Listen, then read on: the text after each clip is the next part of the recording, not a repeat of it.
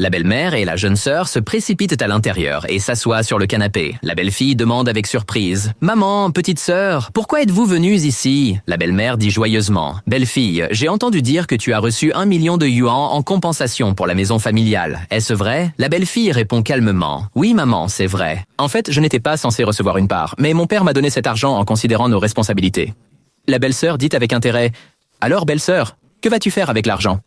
La belle-fille est sur le point de parler, mais Michael intervient et dit « Maman, petite sœur, nous avons décidé d'acheter une maison près d'une école en ville pour que notre enfant puisse avoir une meilleure éducation. » La belle-mère dit d'un ton sévère « À mon avis, si un enfant est intelligent, il peut étudier n'importe où. C'est pareil.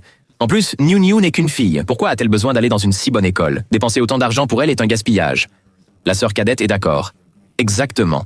Dépenser autant d'argent ne sert à rien. » La belle-fille dit sérieusement « Maman, de nos jours, les attentes pour les filles sont beaucoup plus élevées.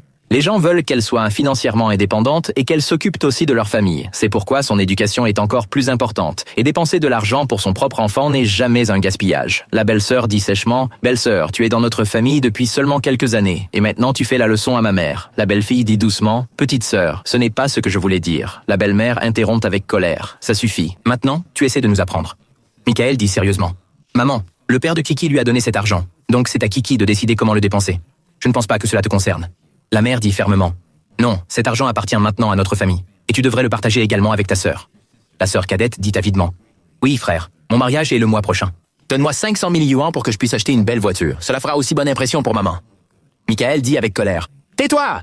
Dans quel genre de rêve vis-tu? Tu ne fais rien de la journée, et maintenant tu demandes de l'argent. C'est l'argent de ta belle-sœur. Tu penses avoir le droit d'y toucher? » La sœur cadette se plaint. « Maman, frère me parle comme ça. » La mère dit avec colère. « Tu as pris ton envol maintenant? Tu prends le parti d'une étrangère contre ta propre sœur. » Michael dit avec douleur et colère. « Maman, Kiki n'est pas une étrangère. C'est ma femme, et elle fait partie de cette famille. Te souviens-tu quand Kiki venait d'accoucher et qu'était très malade?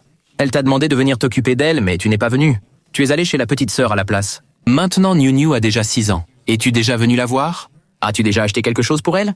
Mais maintenant que Kiki a reçu de l'argent de compensation de sa famille, vous vous présentez tous les deux soudainement en disant que nous sommes une famille. N'as-tu pas honte? Donc, vous ne pouvez pas prendre cet argent. » La mère se lève et menace Michael. « Tu parles à ta propre mère comme ça pour une étrangère? Si tu ne nous donnes pas l'argent, nous couperons les liens avec toi. » Michael dit sérieusement « La gentillesse donnée à la mauvaise personne devient vraiment un problème.